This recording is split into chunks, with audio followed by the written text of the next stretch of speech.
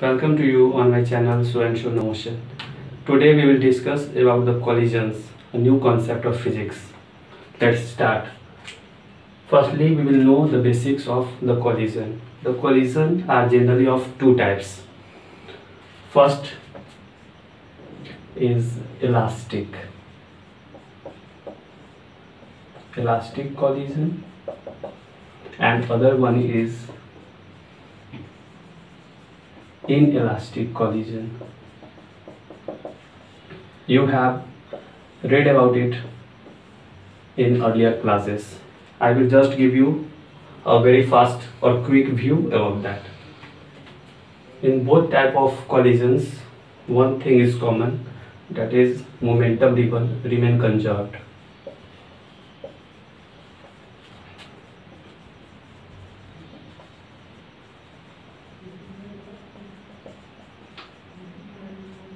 Momentum conserve रहता है।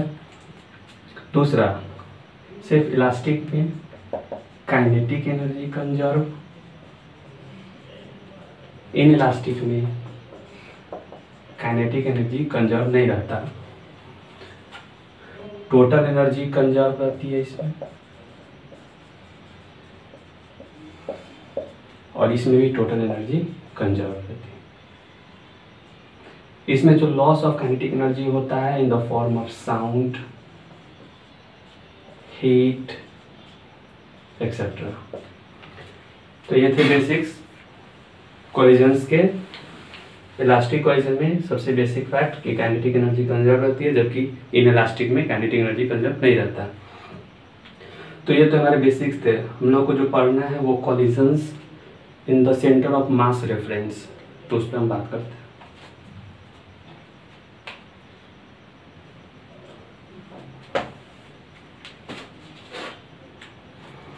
Collisions पढ़ना है centre of mass frame of reference में। तो एक पार्टिकल है ए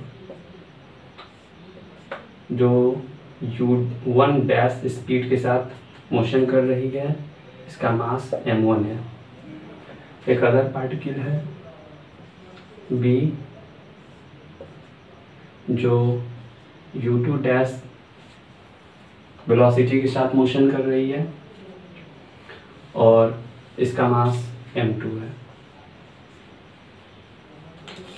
हम जानते हैं कि कोलिजन्स में मोमेंटम कंजर्व रहता है, और ये जो टाइप ऑफ कोलिजन यहाँ पे हमको लेके चलना है वो इलास्टिक, यानी कि हम जो बात कर रहे हैं ये इलास्टिक कोलिजन के अंतर्गत बात कर रहे हैं। तो चलिए इसको अप्लाई करते हैं। इनिशियल मोमेंटम, यानी कि मोमेंटम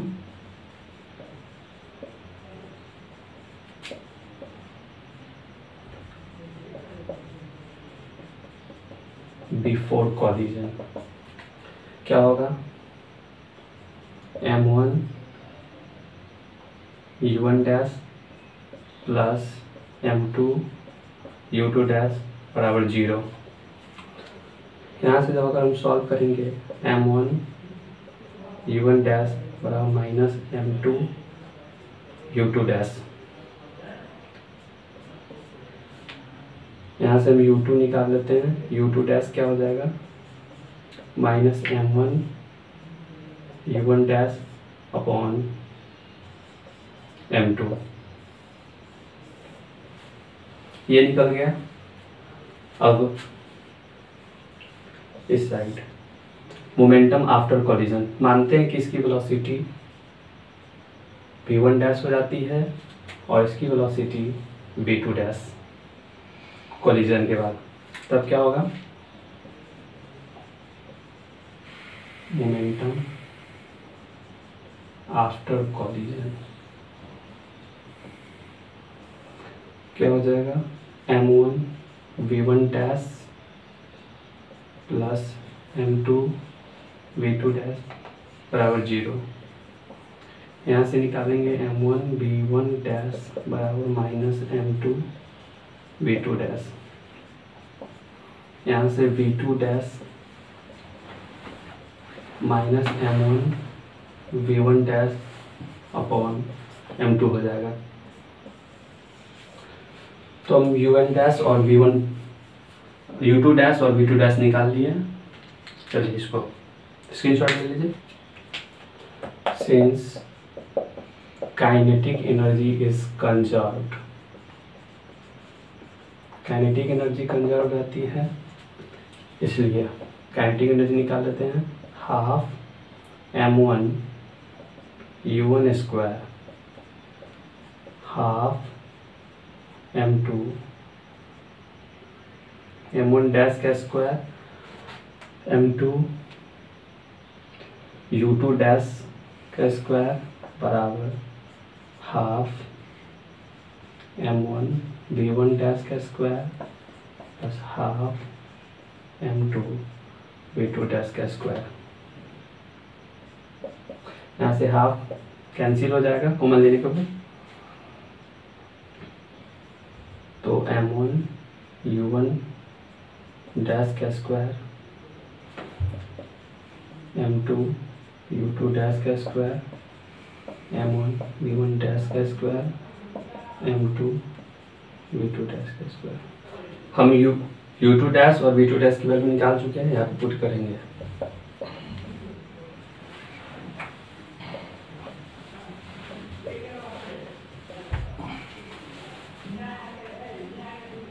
इसकी वैल्यू थी m1 upon m2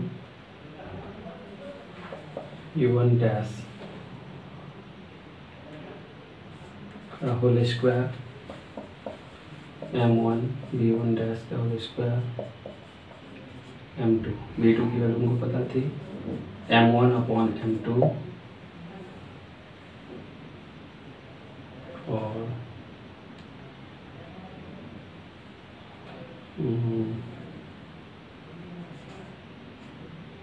v1 dash की होल स्क्वायर।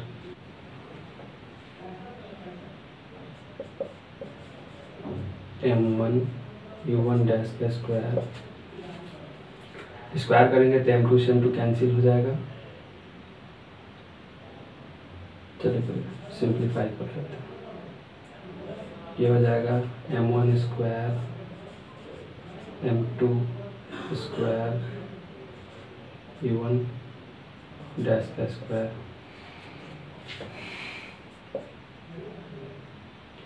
और यहाँ पे बराबर ये हो जाएगा m1 v1 डैश का स्क्वायर m2 और ये हो जाएगा m1 square m2 square v1 dash का स्क्वायर m1 u1 का स्क्वायर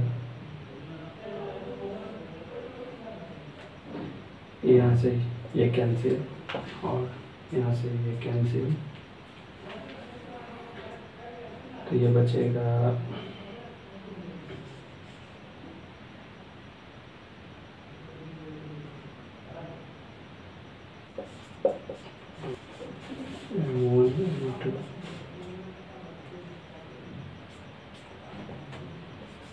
m1 v1 डैश का स्क्वायर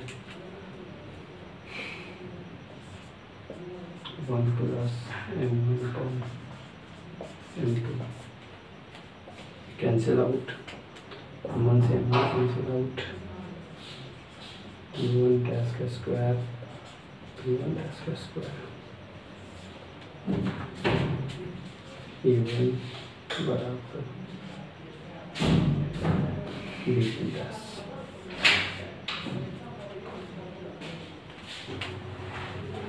v1 डैश का मॉड v1 डैश के मॉड के बराबर है, यानी कि v1 डैश का वैल्यू माइनस सी। इसी तरह similarly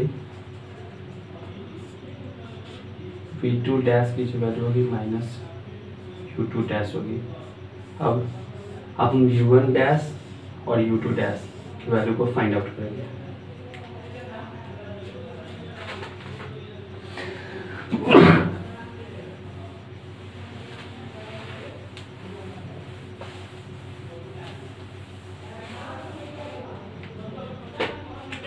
velocity of sector of mass क्या होता है, m1 u1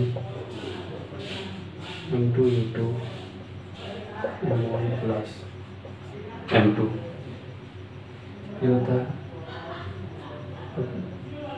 अब u1 डैश जो होता है सो u1 माइनस VCM, यहाँ पे वैल्यू पुट करते हैं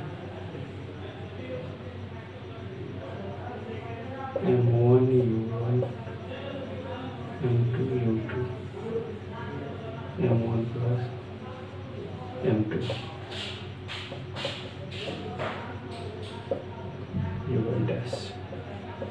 u1 डैश बराबर multiple of two m1 u1 m2 u1 minus m1 u1 m2 u2 m1 plus m2। यहाँ से ये कैंसिल आउट होगा,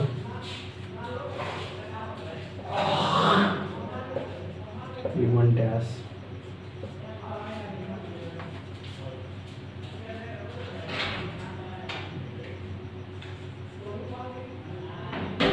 m1 u1 m2 u2 बटा m1 प्लस m2।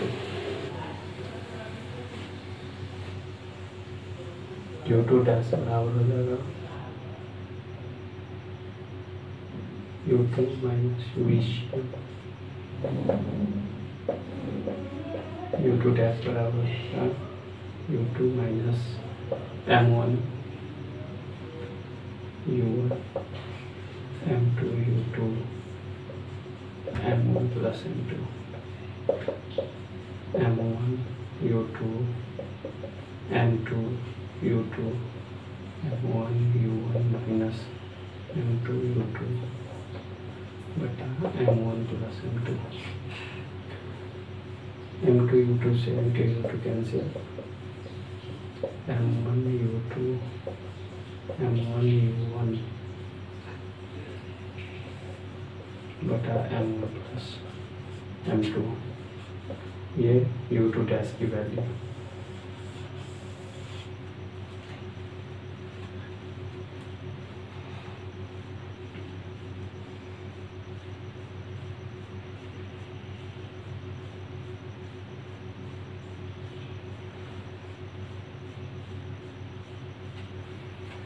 इस तरह centre of mass frame of reference में हमने कोलिजन को डील किया। फिजिक्स के और भी टॉपिक्स के लिए हमारे चैनल के साथ बने रहें। Thank you.